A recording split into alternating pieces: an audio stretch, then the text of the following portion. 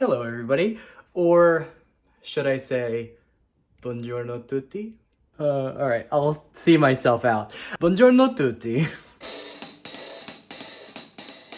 I'm gonna be making Marcella Hazan's Bolognese, and I'm gonna pair it with some nice handmade tagliatelle. It is probably one of the most popular recipes of all time. Marcella Hazan, the late great cookbook author, changed the way that Americans think about Italian cooking, at least from what I've read. I wasn't around back then. It seems as though through her book she made it a little bit more approachable. She says, "There is no more perfect union in all gastronomy than the marriage of Bolognese ragù with homemade Bolognese tagliatelle." Wow, big statement. It's Bolognese o'clock, mamas. Let's get going. Like all great sauces, they have to have a humble beginning. This one starts with a mirepoix, which is onion, celery, and carrots. Whoa.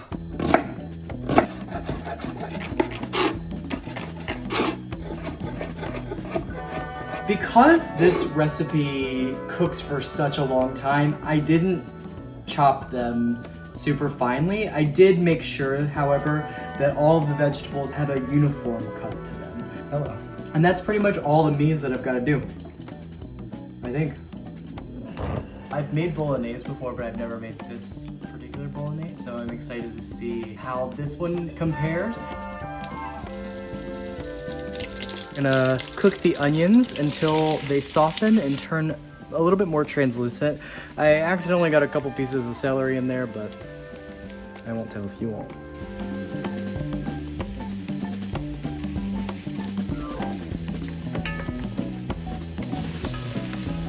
Now the meat, Marcella says ground chuck. She also says that a mixture of 2-to-1 beef to pork could also be nice. So I have ground chuck and sausage. I gave it a little preliminary breakup with this, and Marcella actually suggests to break it up with a fork. So I'm gonna crumble it. Smellovision, smells so good. A Bolognese differs from other types of ragu because it's a little bit richer. The butter that you impart in the fat at the beginning of the cooking and the milk that you add creates this like really nice richness in your sauce. I don't want my milk to scorch on the bottom here. We're gonna let it simmer away for, I don't know, maybe 5 to 10 minutes to let that milk kind of simmer gently and mostly evaporate, she says, until it bubbles away. You'll know you're, I need a fan. You'll know that you're almost there when you can take a spoon and drag it along and you see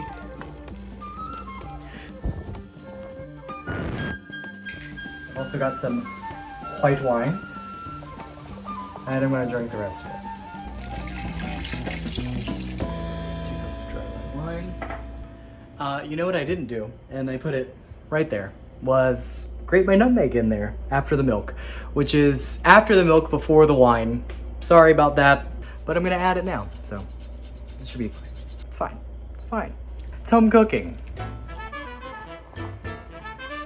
Our wine is pretty much evaporated, so I'm gonna go ahead and add the tomatoes. What I'm gonna do is actually, I'm gonna use my hands because they're clean and I don't really care. The recipe actually calls for a half a cup of water whenever necessary throughout the cooking to make sure that it doesn't dry out too much. Keep your can so that you can get the rest of that nice tomato and don't waste anything. Tomatoes. When the tomatoes begin to bubble, turn the heat down so that the sauce cooks at the laziest of simmers, which I love. There will be like an intermittent bubble at the surface of the sauce. Oh man, it already tastes really good. I'm just gonna be mindful that as the sauce cooks, the flavors will intensify a little bit more. I'm just gonna let it lazy simmer as I lazy simmer. Just kidding, I've never lazy simmered a day in my life. I'm going to make some fresh pasta, then probably some ice cream. It's been simmering for about an hour and a half now, so I'm gonna add a little bit more of this, about a half cup. Keep it from sticking.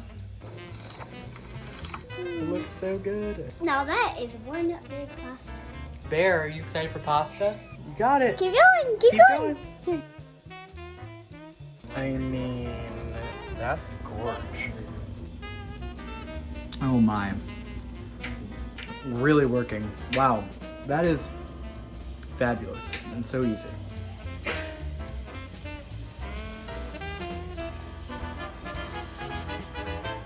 Alright, we're just gonna finish it with a couple tablespoons of butter per Marcella's instructions. Ready to eat, right, Desi?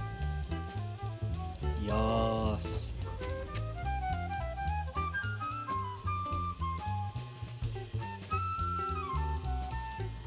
Really good. Wow, especially with the fresh pasta. You can't go wrong. Not just good, it's great. Yeah. I believe it was better than Chardonnay. I hope I did this recipe justice, and I hope I made Miss Hazan proud, and I hope everybody, you know, gets out there and just makes some pasta. We all need a carb or two these days.